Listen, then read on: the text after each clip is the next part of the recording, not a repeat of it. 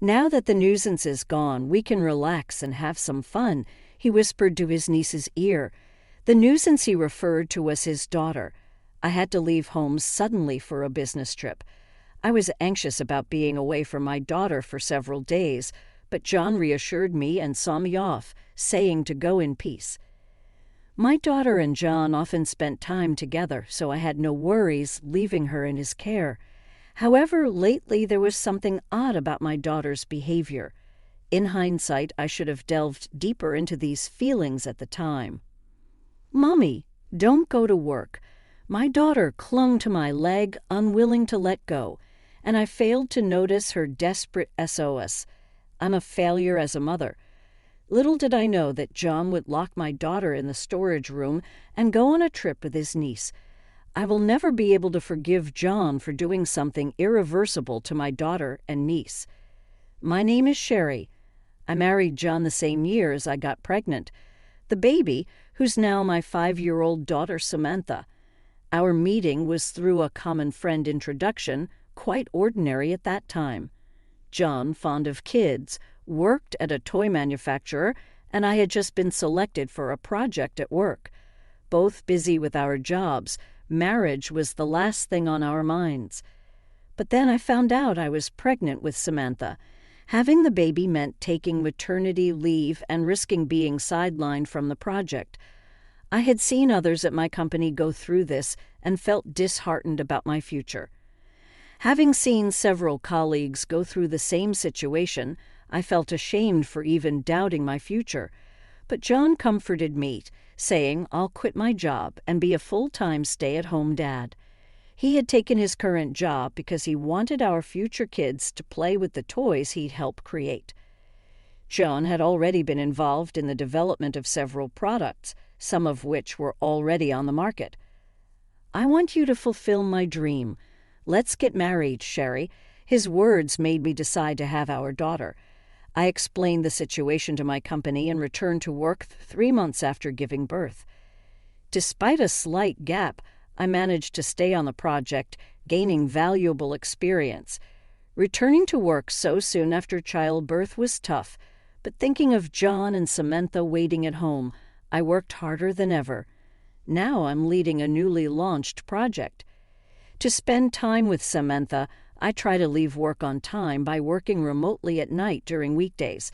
Although weekends, work, and business trips are sometimes unavoidable, even in such times, my daughter didn't show a sad face and encouraged me with strong words. "Do well at work, Mom." Being a full-time stay-at-home dad was still a concept not fully understood by society.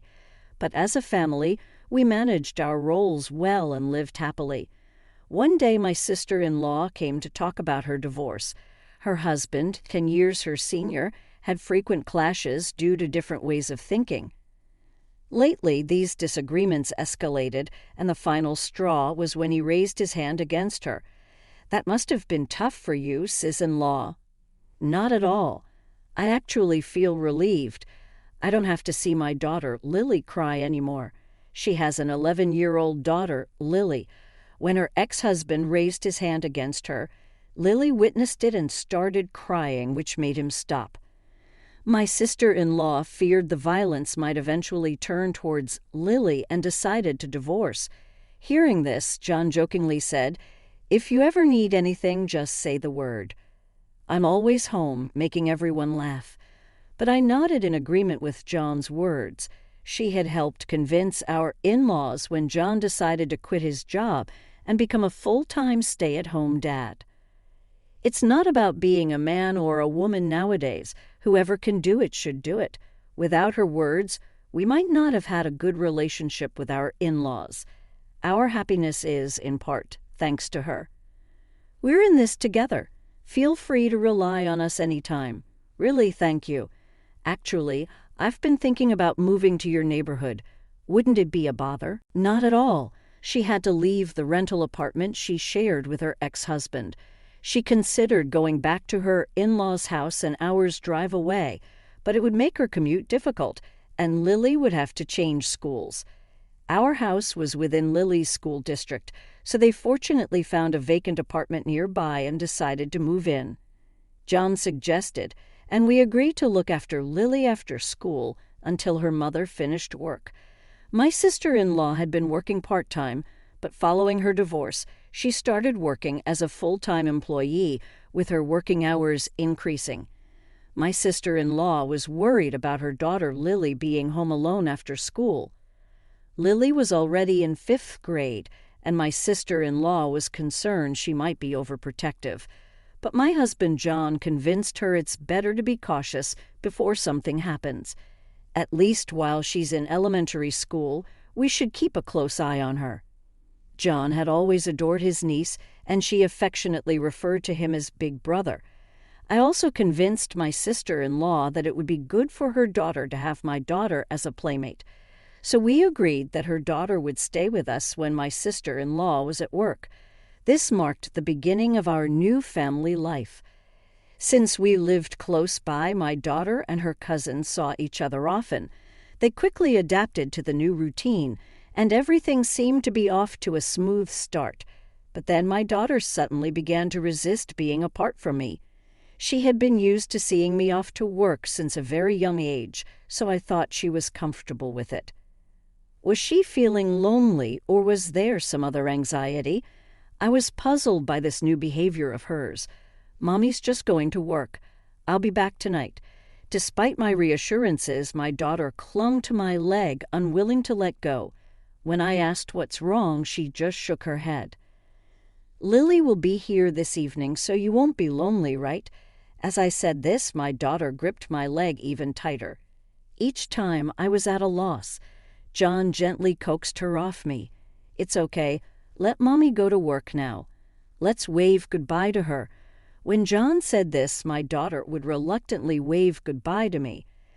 I wondered what was causing her to behave this way.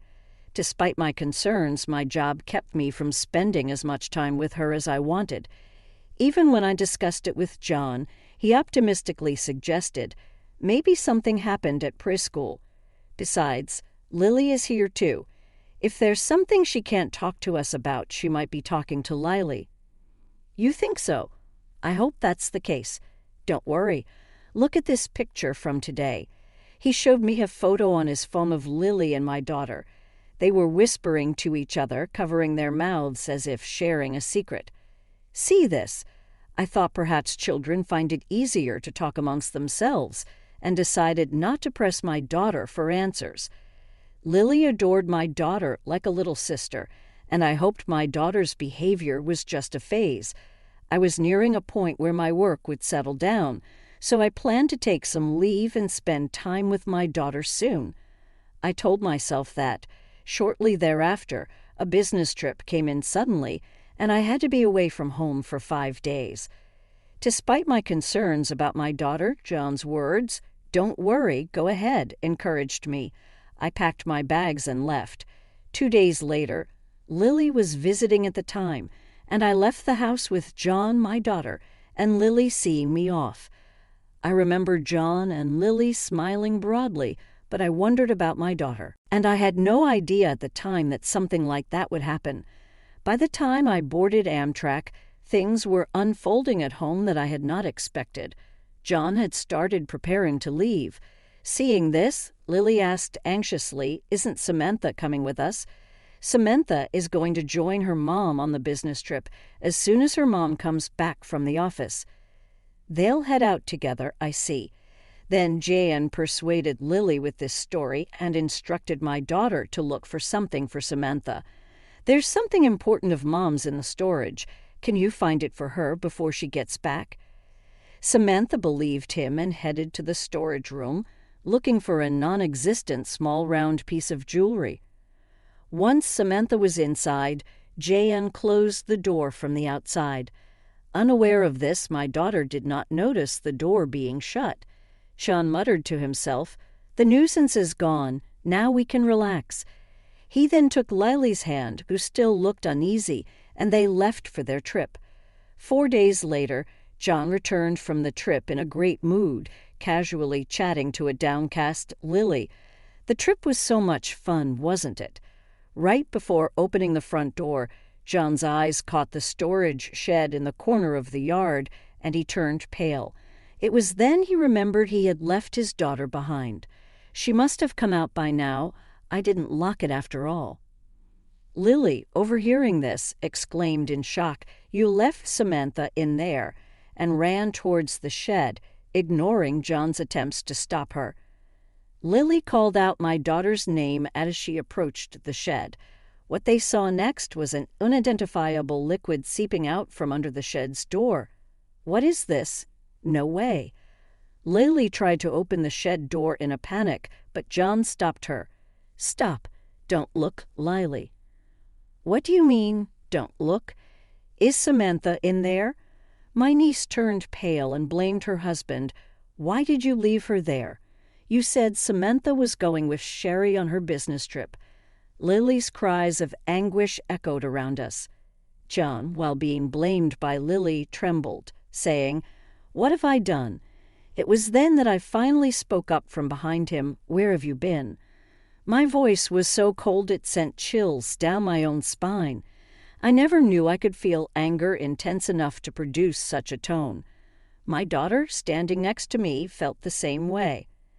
Despite her youth, my daughter, Samantha, looked at her father with eyes full of accusations. John, hesitantly turning around, was frozen in shock upon seeing me and Samantha. "Sherry." "Samantha." Contrary to his astonishment, Lily, upon seeing Samantha, burst into tears and hugged her. "Thank goodness, Samantha, you're safe." Hugged by Lily, Samantha shifted her gaze away from John and hugged Lily back, as if confirming her safety. I wondered how much these children had been affected by John's actions. I stood protectively in front of my daughter Samantha and niece Lily. Yet John, with faint concern, muttered towards Samantha, "I'm glad you're safe. Glad she's safe after you left her behind. What are you saying now? Samantha said she wanted to be with you. And why are you here, Sherry? Weren't you on a business trip? You were supposed to return tomorrow." "Oh, so you thought you'd be back before I got home. Could it be that you often leave Samantha like this when I'm away?" John fell silent at my words. His silence was more affirming than anything else. I've already heard the story from Samantha. I'll be hearing it from Lily as well. Turning to Lily, who was still embracing Samantha, she met my gaze firmly and nodded as if she had made a decision. The fact that I was able to rescue my daughter Samantha was a stroke of sheer luck. The thought of what could have happened if my business trip dates hadn't changed sends shivers down my spine. On that day, on the day I was supposed to leave, I indeed boarded the Amtrak. However, I received a sudden notification that the trip was canceled. So I got off the train mid-journey and returned home since the trip was called off. I could return home directly, arriving earlier than my usual time. Finally, I would have a chance to talk with Samantha. I took a taxi from the station, rushing home. As I got out of the taxi and approached the front door, I heard a voice calling, "Mommy." Thinking Samantha had seen me and was running towards me, I turned towards the voice. Only to be shocked, Samantha's voice was coming from inside the storage shed.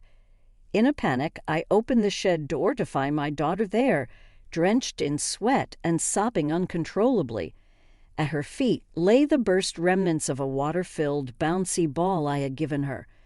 This toy was developed by John when he was still working at the toy manufacturer.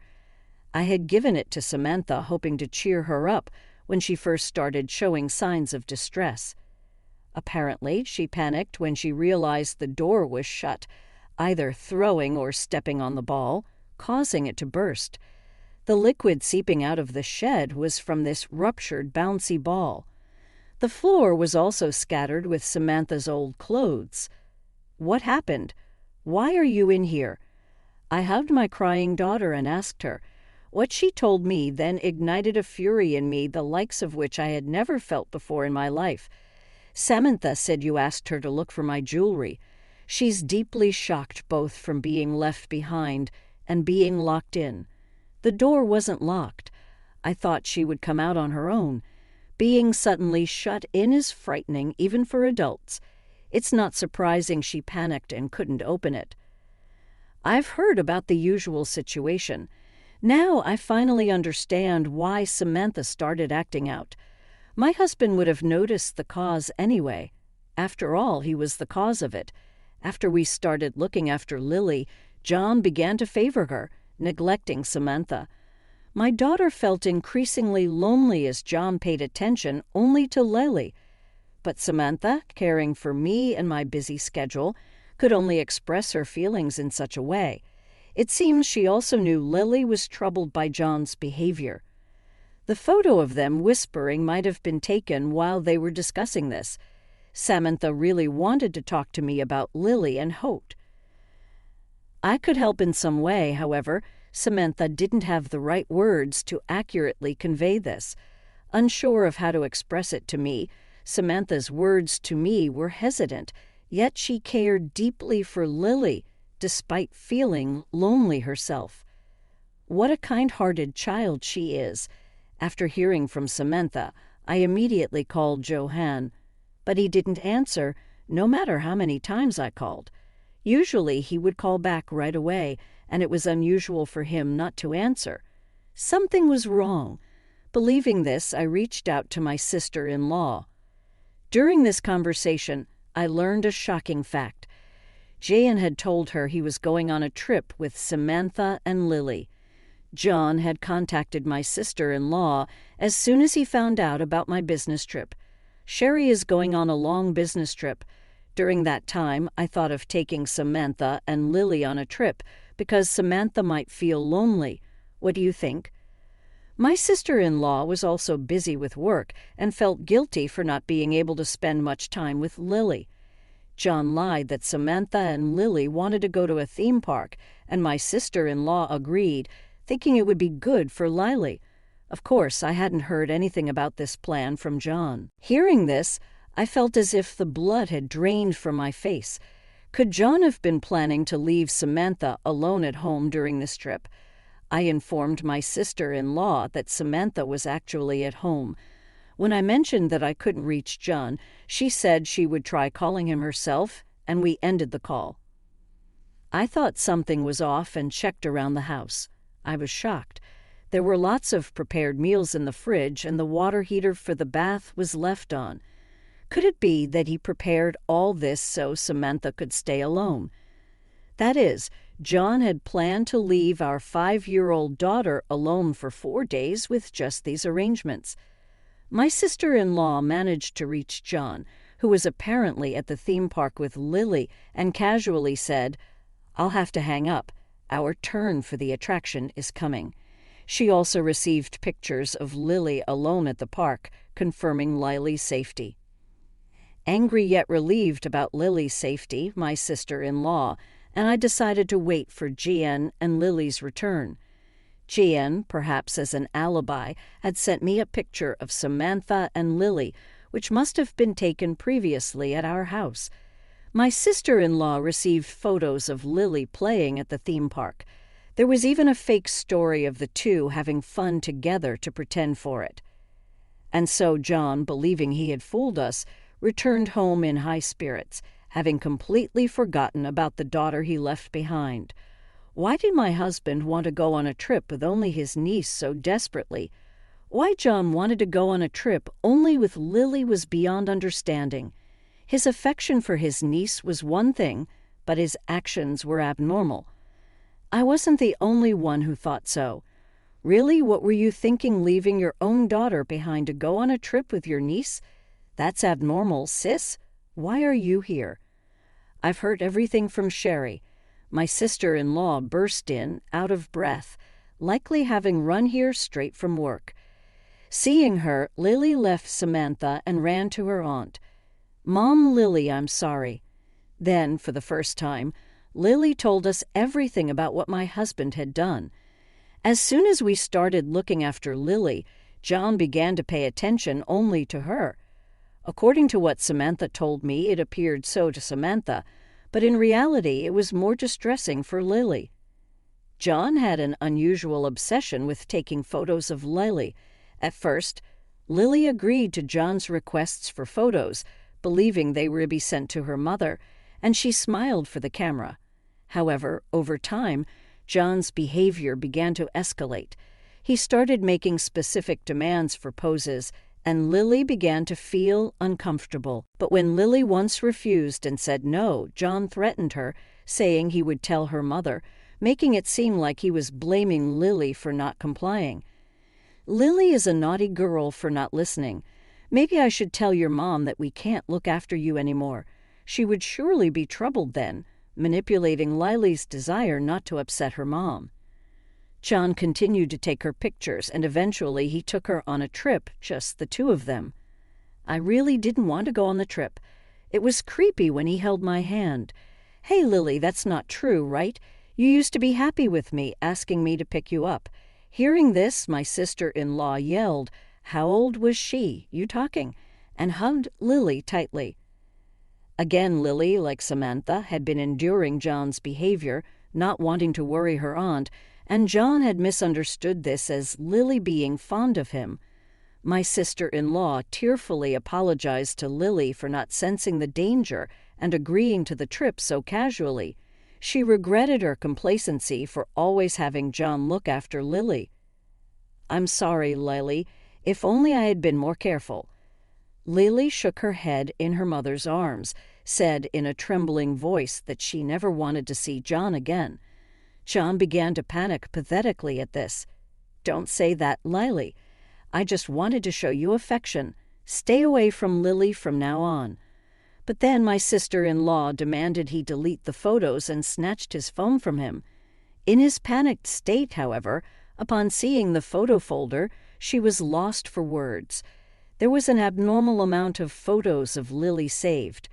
Lily's expressions in the photos seemed like forced smiles, but it was clear she was frightened.